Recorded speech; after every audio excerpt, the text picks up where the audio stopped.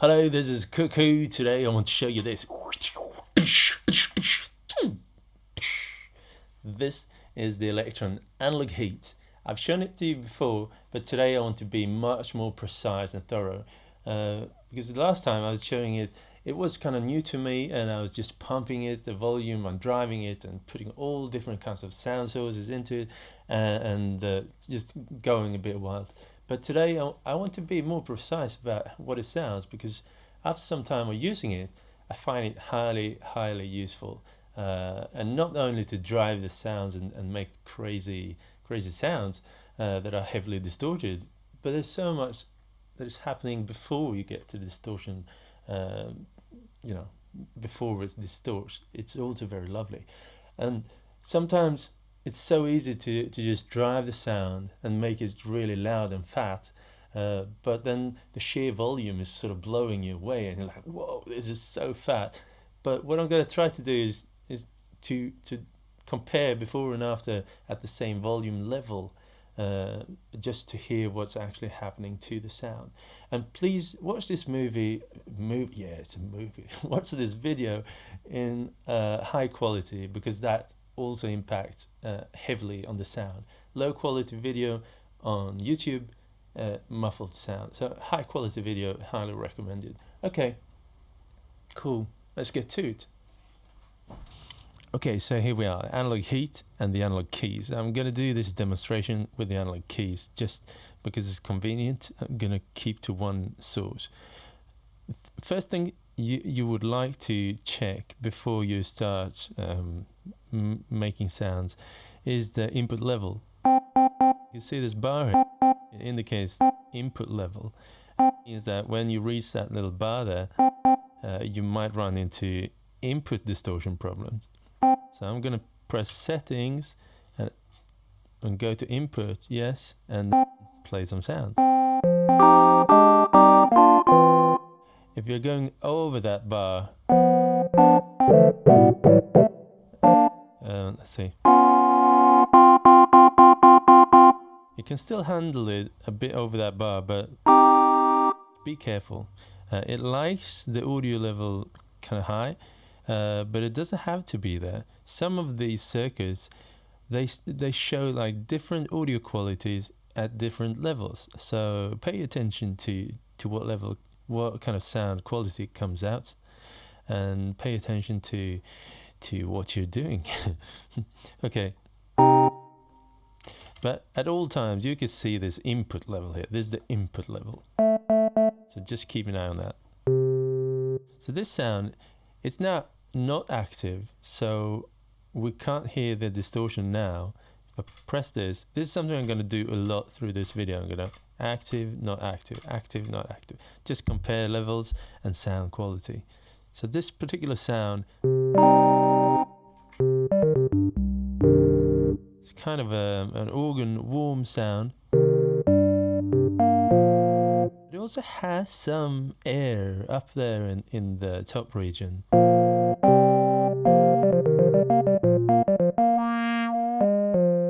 So what does it sound like with a clean boost?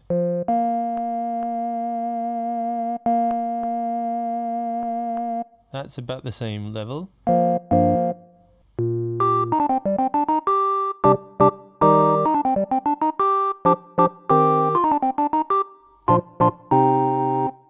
Very similar to the original.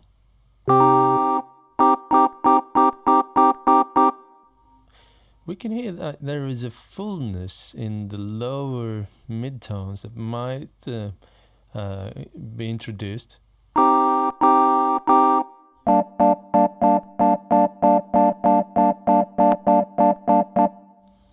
Kind of a low mid-range presence or something. Let's try the bass.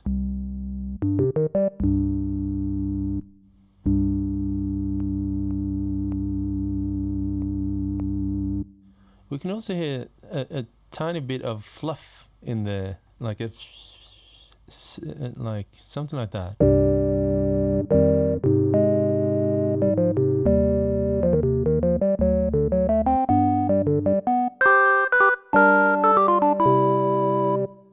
Okay, So what about the EQ? And by the way, right now the filter is turned off. So what about the EQ? We've got low and high, and these are tuned specifically to each of these circuits. Now we're on clean boost.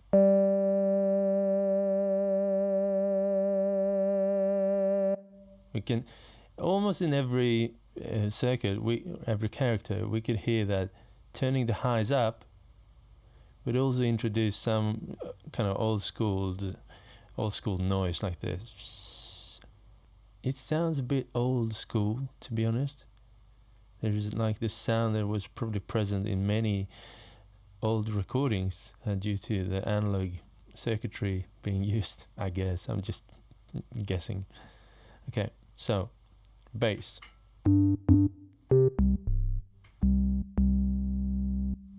Let's boost the bass.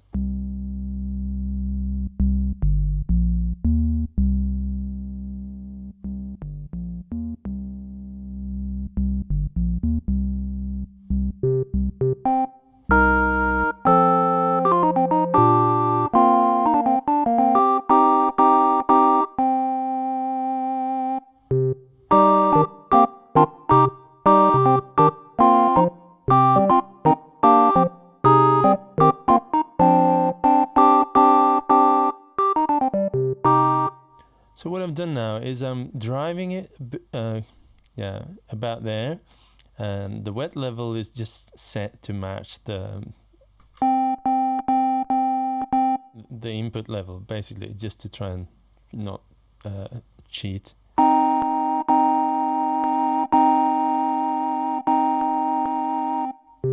And I applied some low EQ and some high EQ, so basically making a smiley.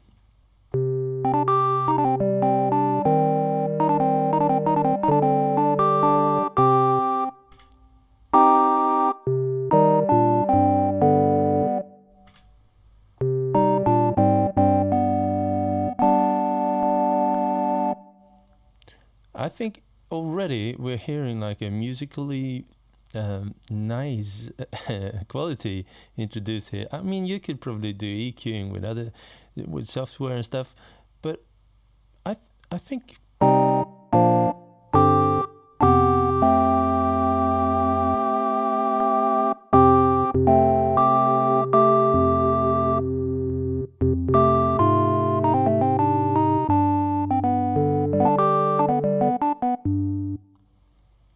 it sounds really nice. In here, in the menu here, we could see that there is something called dirt. I'm not going to go through all the advanced things. This is purely about the sound. So there is one thing called dirt, and I think it's a pre-gain.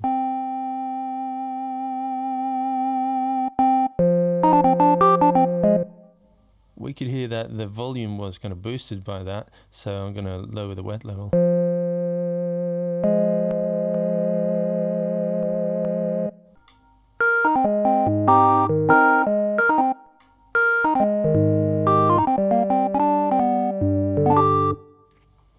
So what we're hearing now is that I kind of lifted it a little bit. I was driving it a little bit in the clean boost, matching the wet level to match the kind of incoming volume, doing some tiny EQ, also introducing dirt, which is a pre-gain, and I think we've got like a little facelift here. We're kind of opening up the eyes of this sound, and yeah, there's tiny bit of improvement, which leads to a big improvement, I think, in the whole sound spectrum.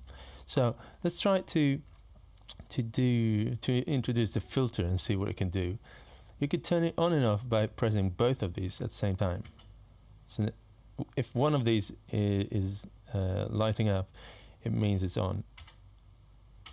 Okay, so now it's the cutoff, the low pass filter is on.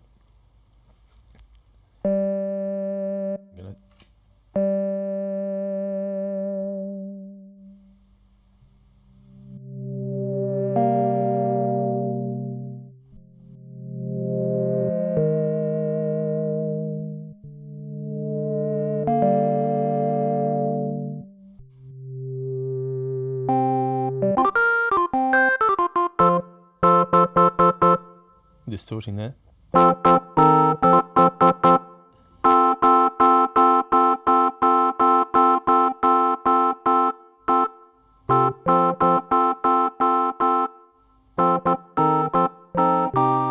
Yeah, sometimes it's difficult to know where the distortion comes from. Now there was kind of clipping sound. It might be from something here, or it might actually be from my audio interface.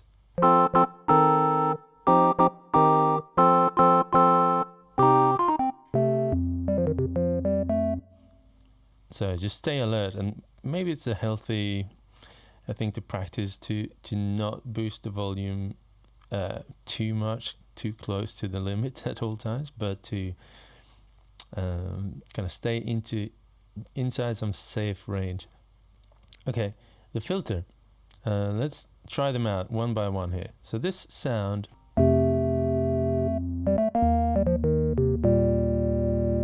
What if I'm using this low pass filter?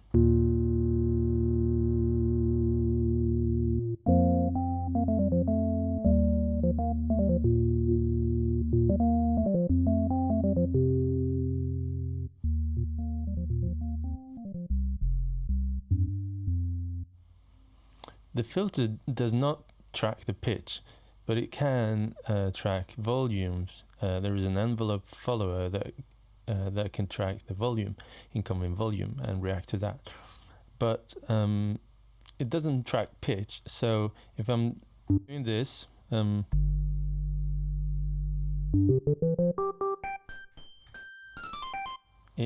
it's not like it's following the keyboard or anything.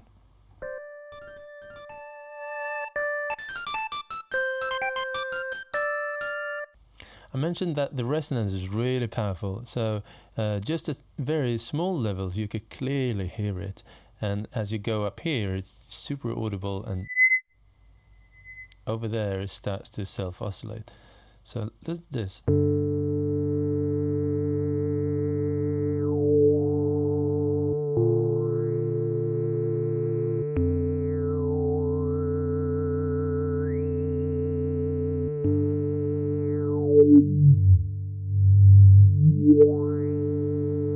It's super powerful in the bass, by the way. So this one is a low cut that has a very sharp, as you can see on the curve, very sharp end. The next one, low pass 1, it has a more of a slope.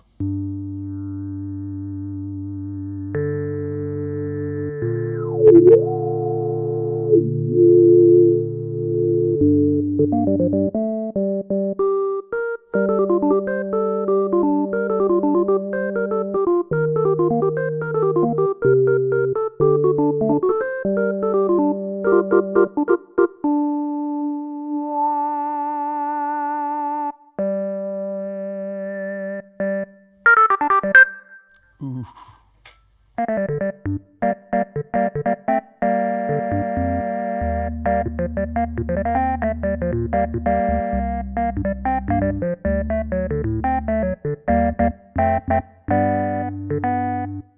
Yeah, I think there's a beautiful color, and everything is in stereo, by the way. So this is actually two filters working in tandem. So if there is a function for using that as a stereo thing. If we go here, there's something called frequency pan. So what frequency pan is doing is that it's taking the frequency and kind of changing, panning them. There is an offset between the right and left filter, effectively introducing a stereo sound. Yeah, that sounds kind of nice, actually.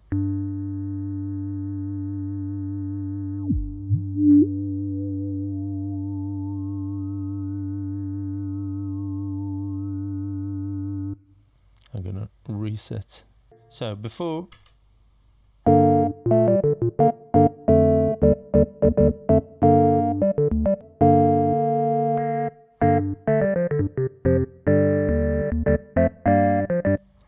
I deliberately chose this kind of sound because because it's soft and it still has something in the top that I want to preserve and maybe enhance. So even though I'm using this filter now, I sort of, with the resonance set up, kind of bumping it up over there, I still have a lot of air in it, even though I'm kind of, I'm using a cut-off filter.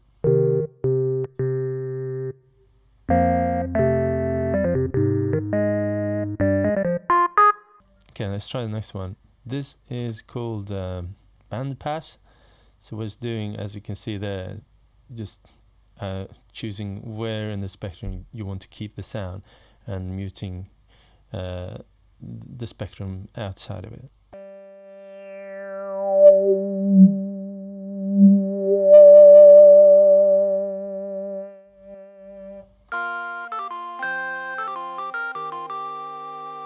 I think this is actually very beautiful. I think bandpass filters is something that I rarely use because I don't know, I think it kills too much of the sound quality. But this,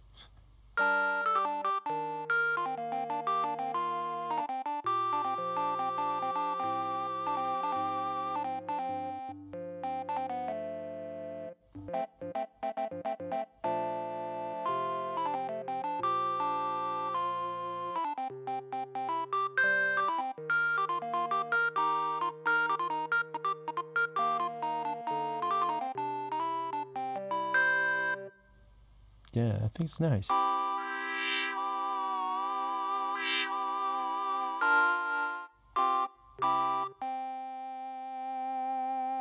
So if the resonance is at 0 when you're using the bandpass, then there is no spike in the frequency spectrum that it's going to be crazy.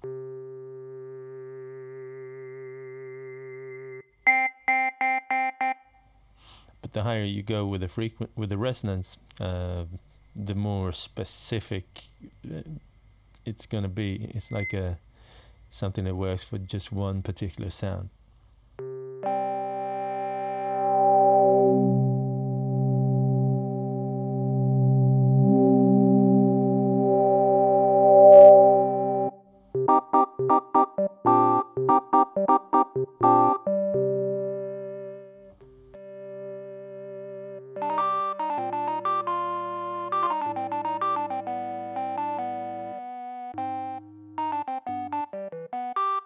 Okay, let's try the next one.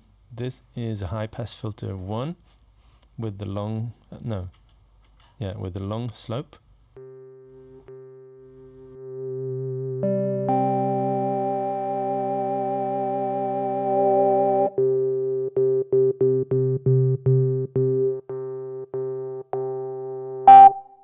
Sorry.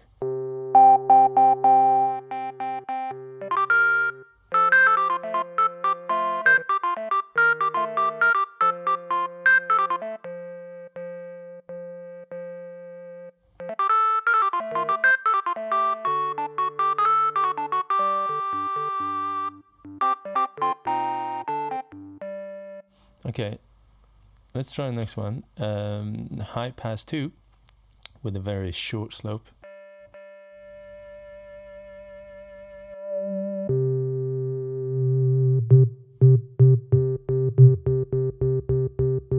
And although this might not be the most bass heavy sound, the filters are extremely responsive to bass sounds. Listen to this, I can enhance the bass frequency like super.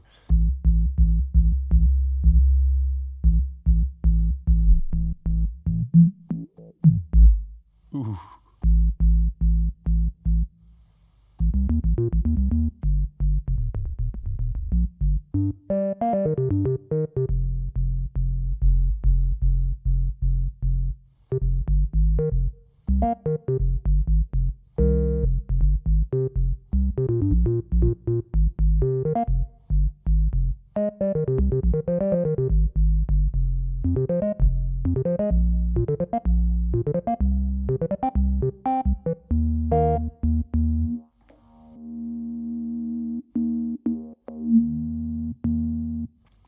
Okay, and This one is called, what's it called again?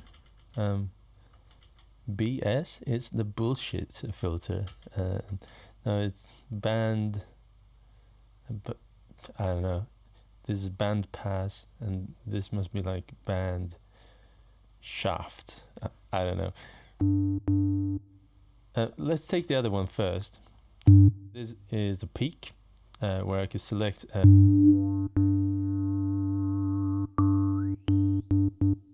anywhere in the spectrum and boost that signal. The equalizer, low and high, together with this one, makes it effectively like a 3-band EQ.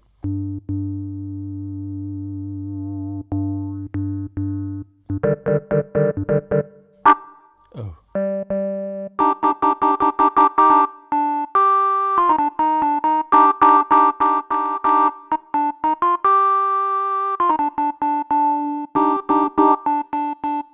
And the other one next to it is to cancel out a frequency.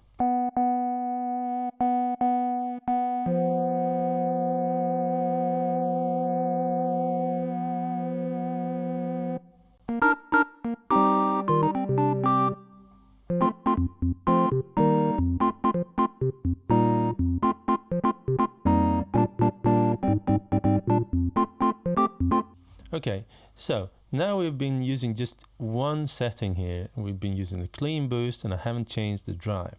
Let's change the drive now and see what that does to the sound. So I'm going to increase the drive.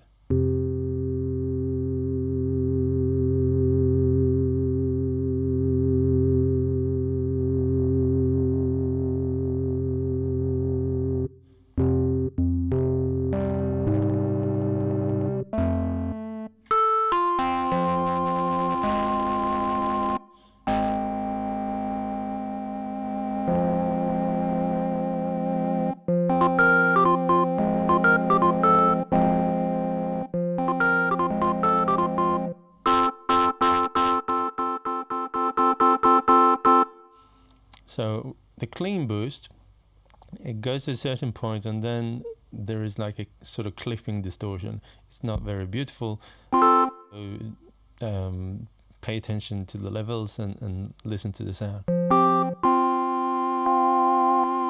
So what we've done to the sound now, listen to this. Before.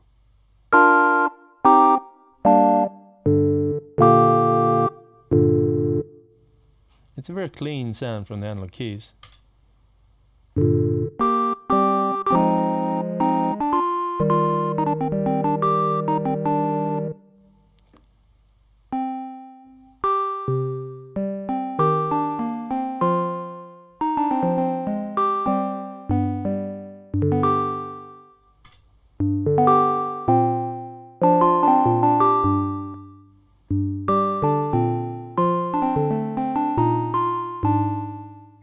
I think we made the sound more beautiful. The whole point with the analog heat for me is to keep working with the sound until it sounds beautiful before you record it. And I think you could do that with the analog heat. Okay, let's go to the saturation and see what it sounds like.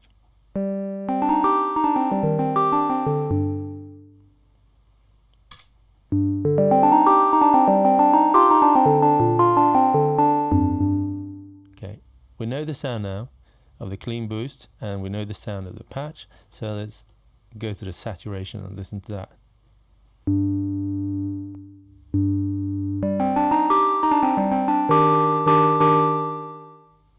And what we notice straight away is that the different circuits, they have different drive levels, and they have like different volumes and different qualities. So you need to adjust stuff just to be sure that it's in the same volume. We could hear a much nicer distortion coming there. It's not really just a clipping distortion, but it's more, it's more warm and saturated.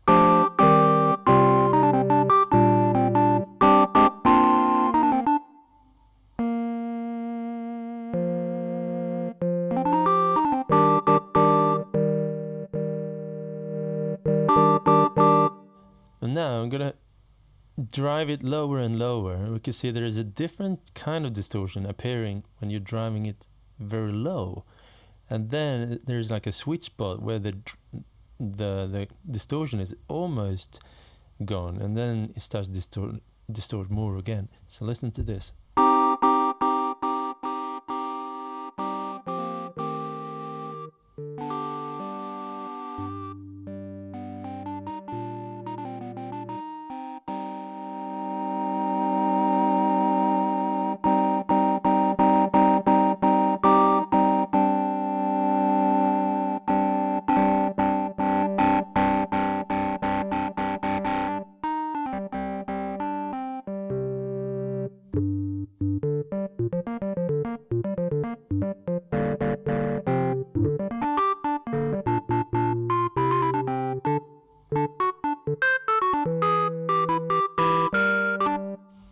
And we can see here that the saturation character is introducing some subtle drive in monophonic sounds, but as soon as you start playing chords and stuff, you introduce like dissonant kind of distortion.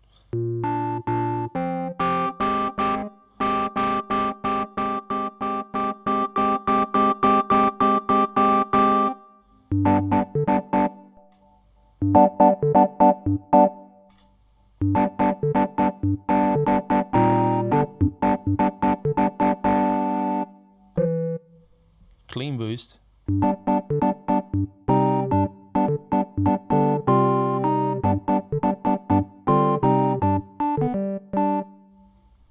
Saturation.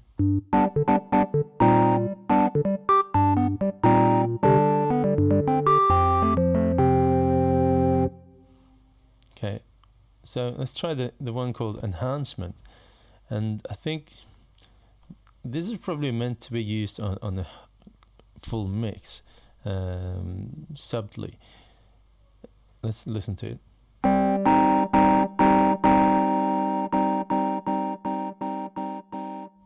It also has this same quality. When you underdrive it, it has a different kind of distortion, and when you overdrive it, you have a more common kind of drive sound.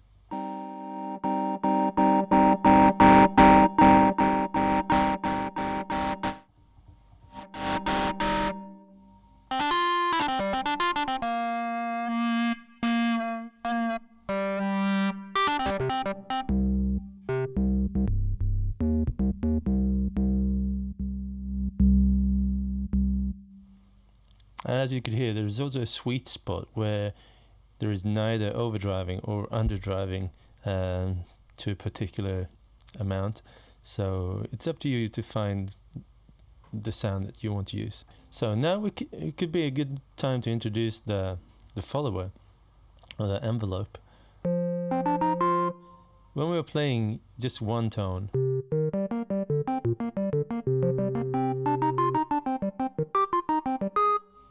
there's not too much distortion going on, but when we play polyphonic,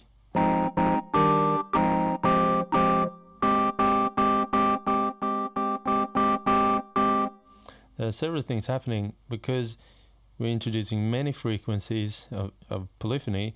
It's gonna make these circuits freak out in different ways, but also the volume is louder when we play several tones at once.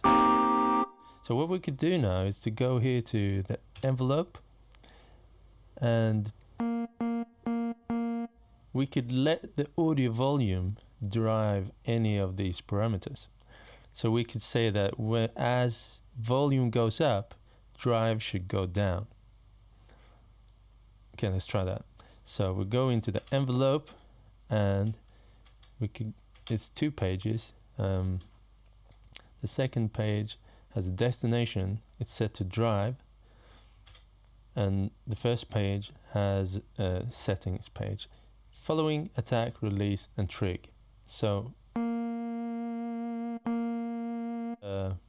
envelope is going to be changed here. when the level reaches that little bar there, it will trigger the effect.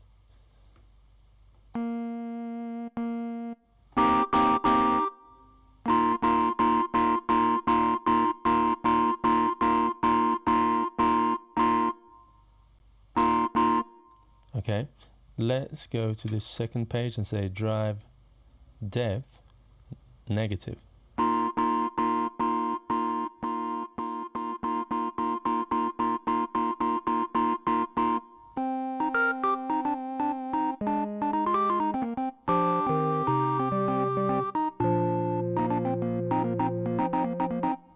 So we effectively kind of stopped that crazy distortion and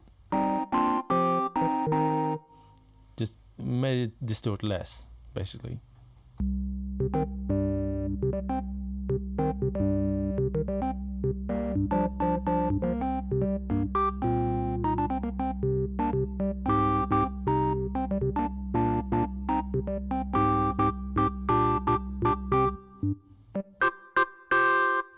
We didn't kill it completely though.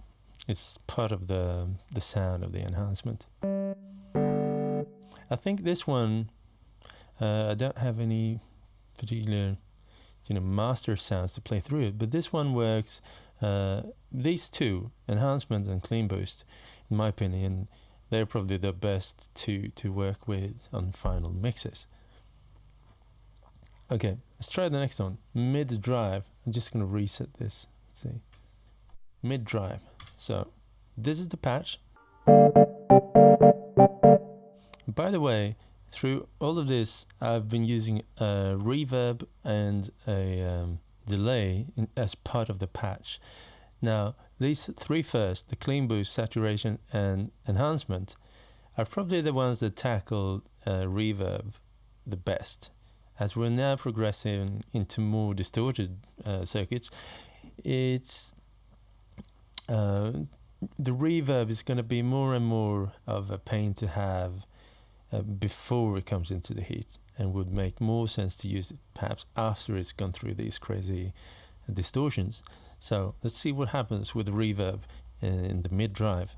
It's, in my opinion, it's right in between where it's acceptable to have the reverb before and after. It's just, you can, let's listen to it.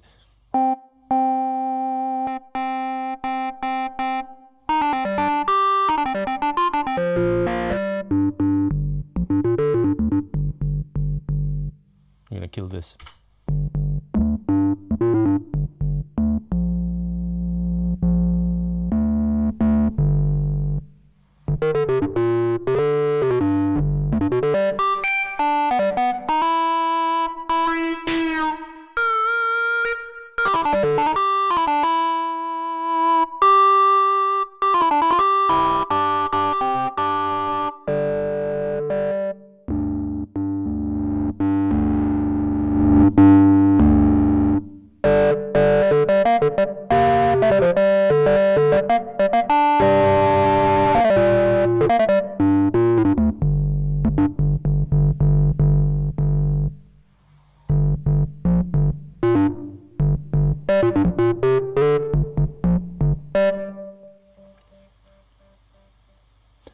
We could hear the reverb in there, and it sounds okay, but if we turn off the reverb and the delay, let's listen to that.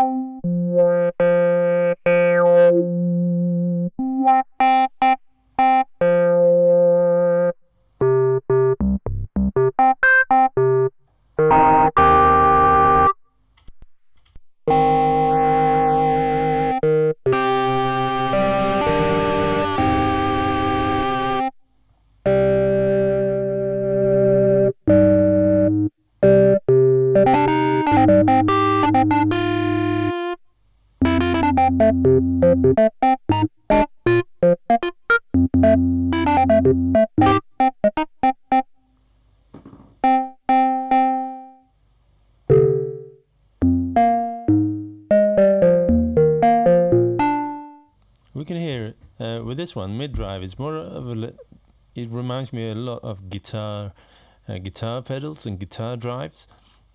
And so whenever there is a chord introduced, you can hear this dissonant overdrive appearing.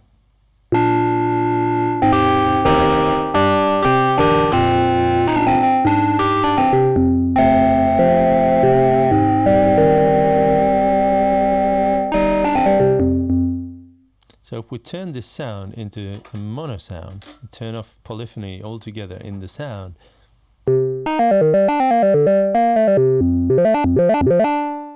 there will never be any overlapping polyphony. So then this could be used in a different way than when it's used for polyphony sound sources.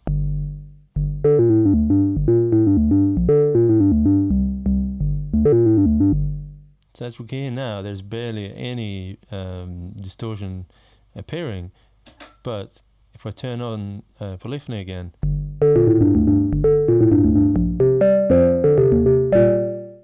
because of the overlapping release time, there is distortion, and also for chords there's distortion. For monophonic sounds, it's much easier to use and easier to accept, I think, when it's heavily distorted. When it's polyphonic, it's so apparent that it's very distorted, so you need to have a clear idea of what you're going to use that distortion for. But in monophonic sounds, it's much easier to work with when it comes to these heavily distorted circuits. So now, for instance, I turn it into monophonic. Let's use this one.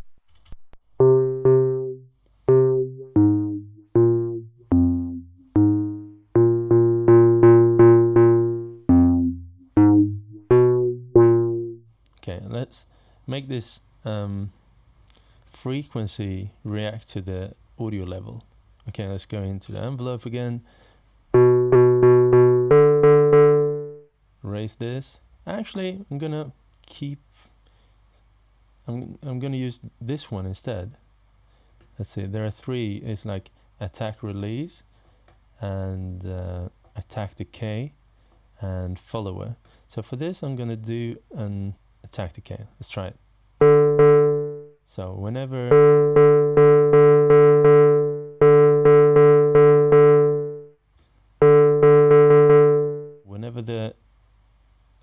the level raises above this line, will trigger. So to press it again, and this time we don't want to fiddle with the drive, but rather the filter frequency. So let's go. Oh, sorry. Let's go down here with the filter frequency. Yeah, there you go. Filter.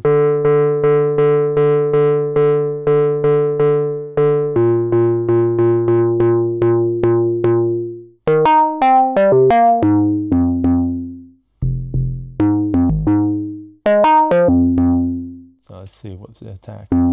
Get instant.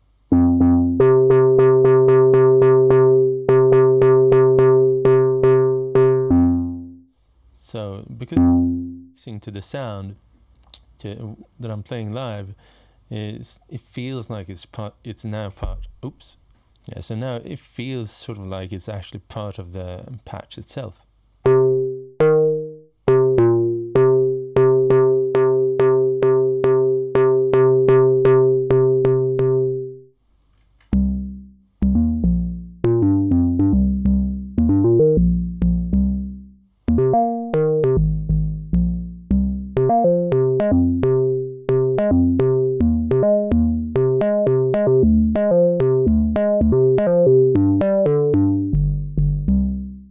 Okay, so let's try this one, rough crunch, on the same sound. Rough crunch.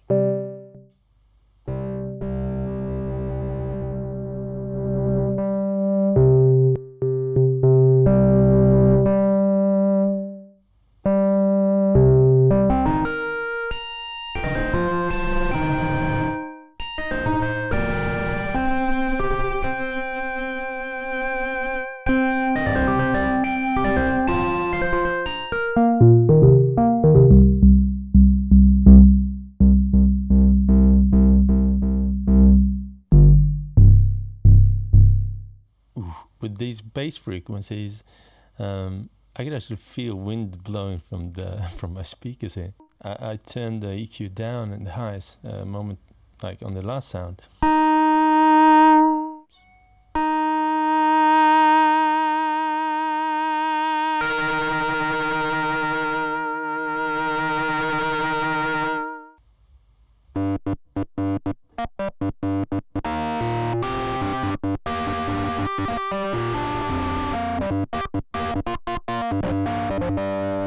So, I mean, the kind of music where we've heard distortion is in rock music and, you know, electric guitar heavy music.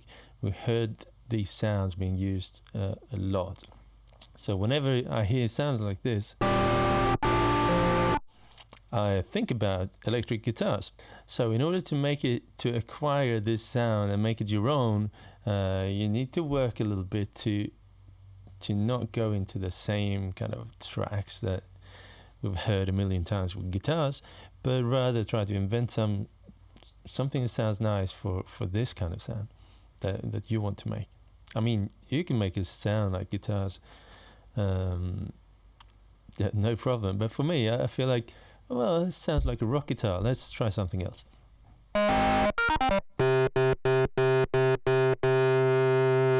For instance, turning this into a monophonic sound.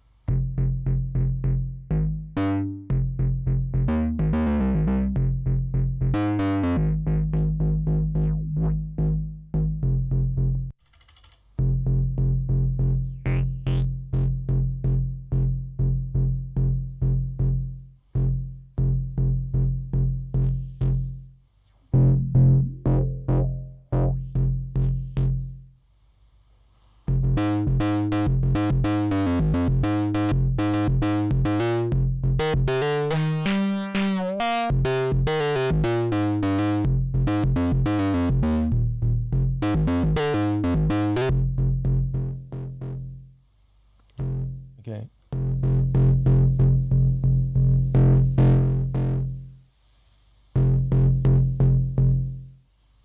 Yeah.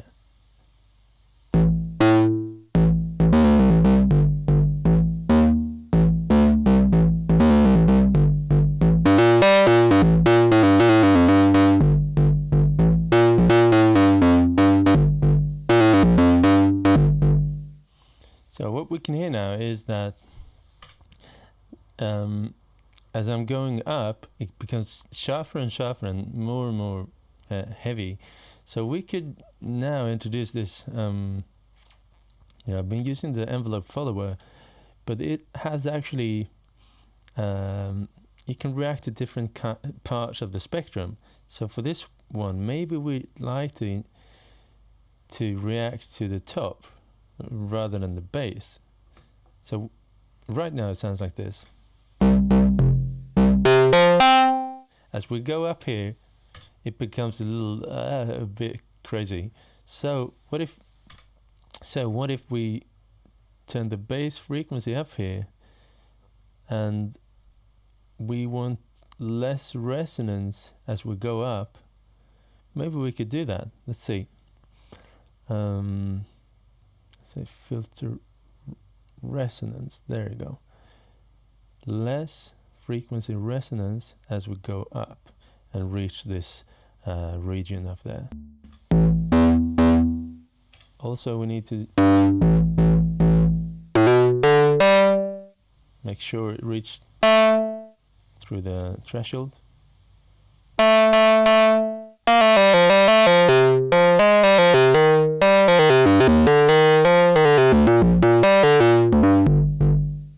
Maybe for this we want to use this, the follower actually.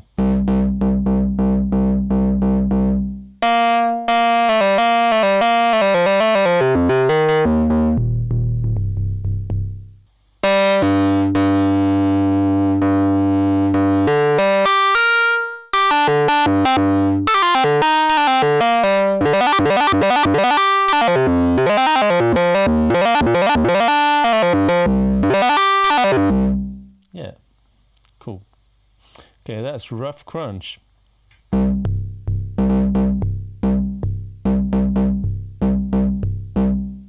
from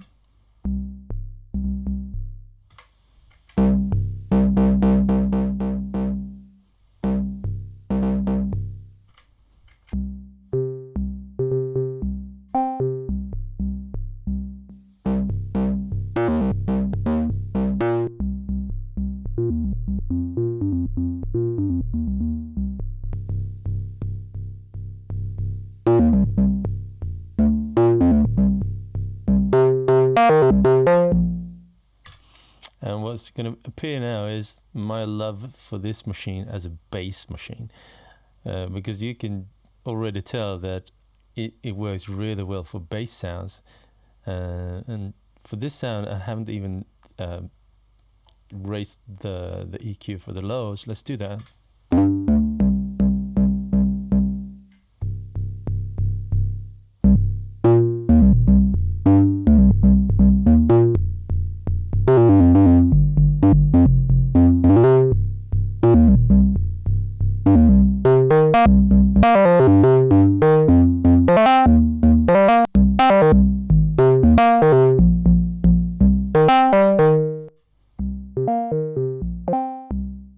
Now you can tell what you can do. I'm going to be more and more extreme, and you can see that this is like a sound sculpting machine. You could sculpt the sound and take it further than, this is a very nice patch to begin with, and this organ patch. But you could clearly tell now that I can go a long way from that patch and end up in a totally different place. Okay, next sound, next character, next circuit, classic distortion. Okay, so rough crunch,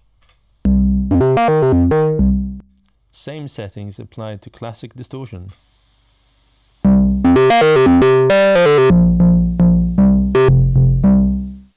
Even more aggressive, especially in the highs.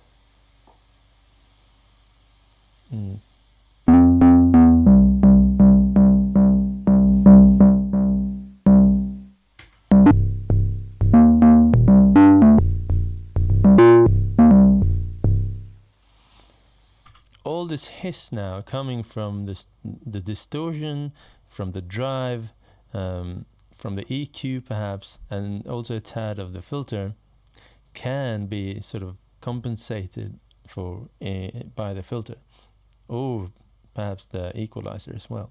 So let's try to reduce the hiss a little bit too.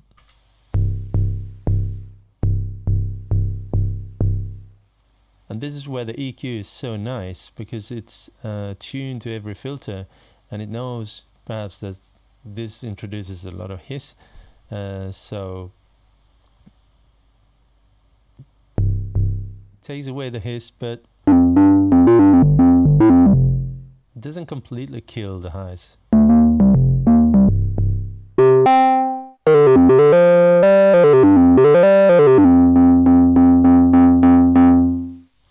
Let's do it with this instead.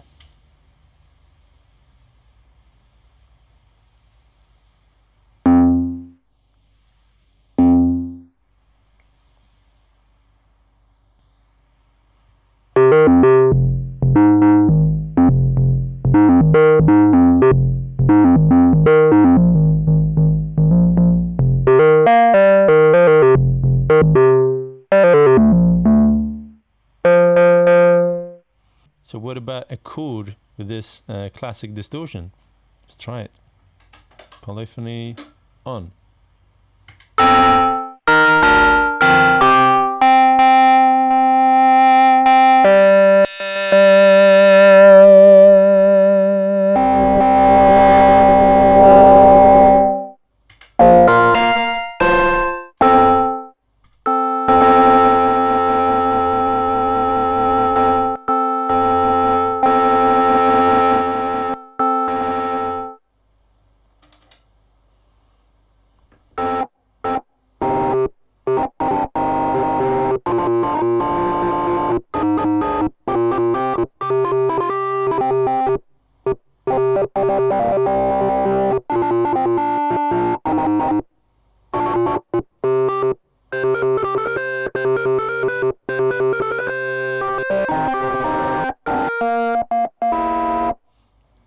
very distorted.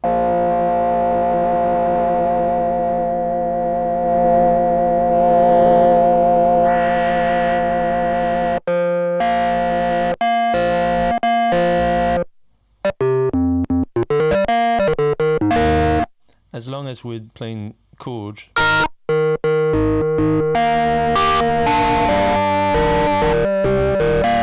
it's very distorted. But for monophonic sounds, again, I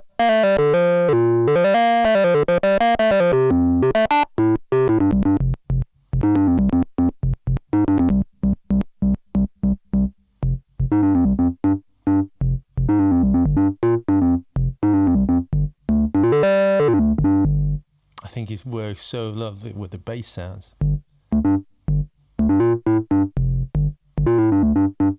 I mean, now when it's monophonic, it's not like we're thinking, oh, that's such a typical distortion sound. No, this is part of the sound design.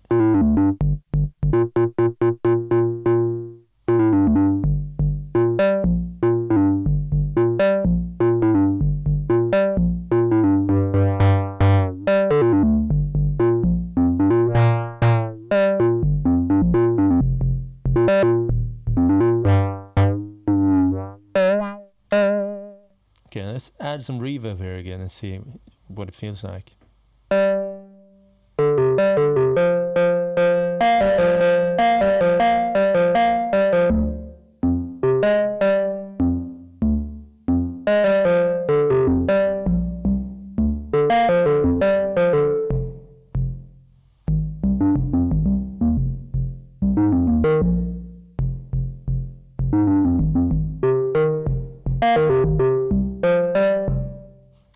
It adds distortion, but I think it sounds kind of fat.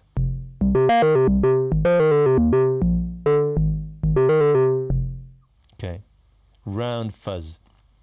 This is a special one. I think it's probably the weirdest of all of the circuits, but it works so beautiful for bass sounds. Let's try it.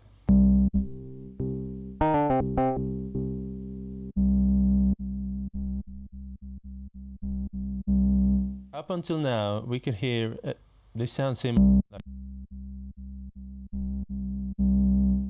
But when we come to round fuzz,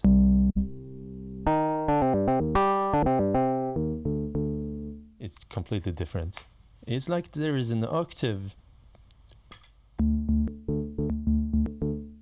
It kind of shifts the octave up in some weird way. If I turn the octave one octave down,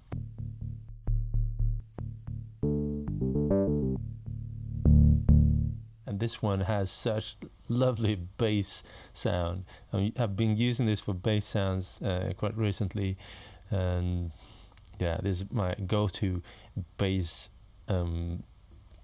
distortion unit.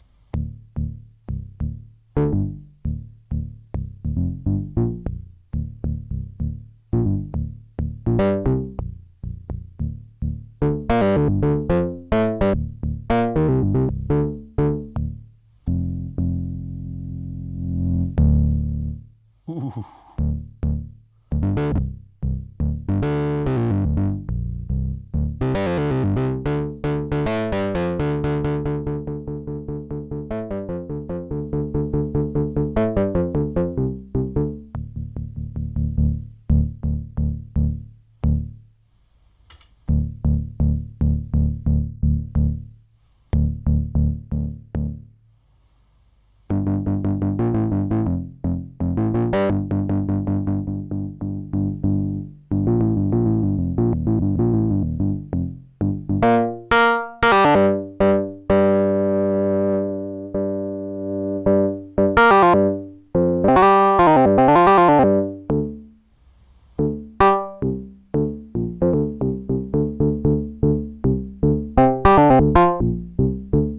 You know, generally, I think what the equalizer is good at is introducing bass sounds, like bass frequencies, without making it muddy. So I think it's a very nice, simple to use equalizer, especially for bass, and also for highs. But I mean, sometimes when you try to boost some bass sounds, at least me, I'm sometimes introducing too much mud in there. But I think this is doing a very nice job in not introducing mud, but boosting the bass, yeah, and still keeping it clear.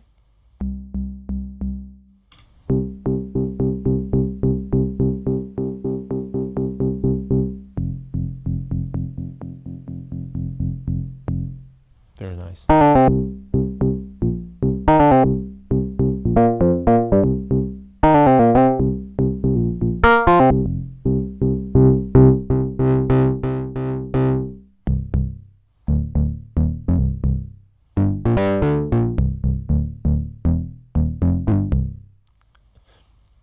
Okay, the last one, high gain.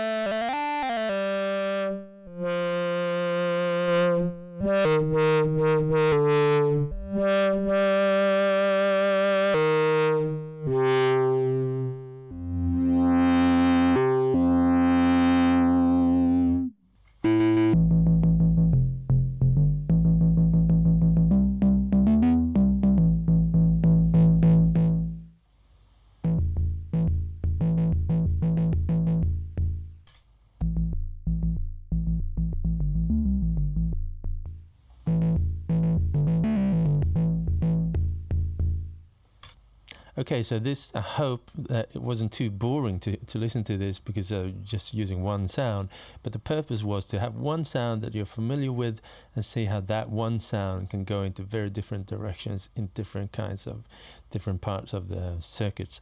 So now I'm just going to go through different sounds that I have on my analog keys, and just to have a little more flavors of what it can sound like.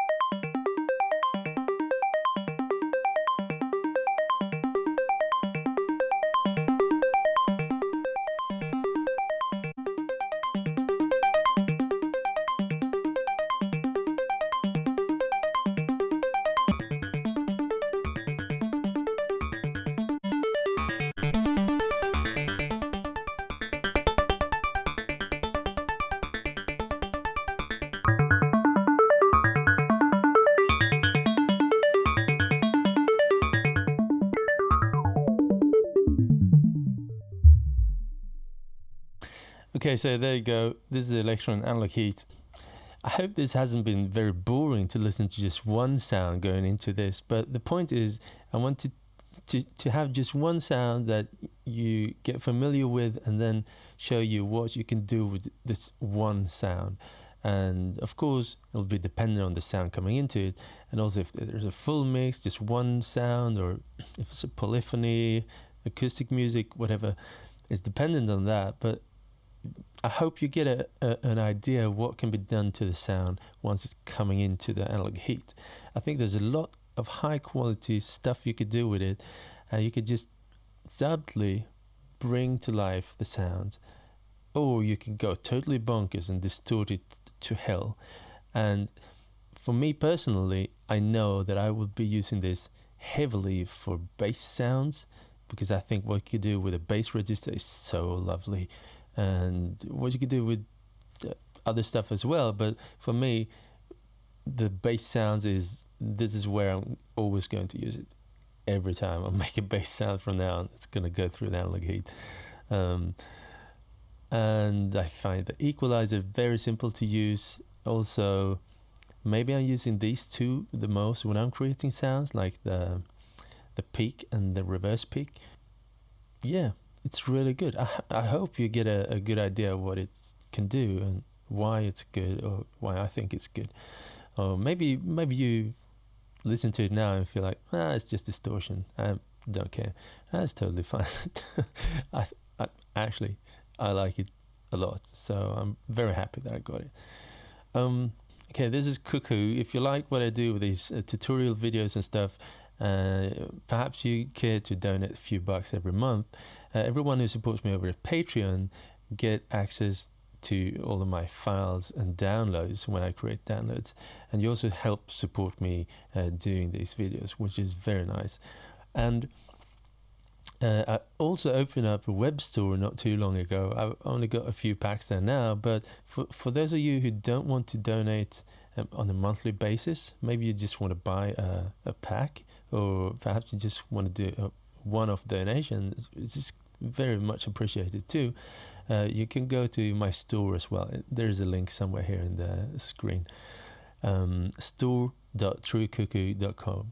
And I also open up a new web page called truecuckoo.com, and I will slowly kind of transfer into True Cuckoo rather than just Cuckoo, because I'm still going to be Cuckoo. I'm just going to be the true one, you know, because on iTunes and other places there's a lot of people called Cuckoo.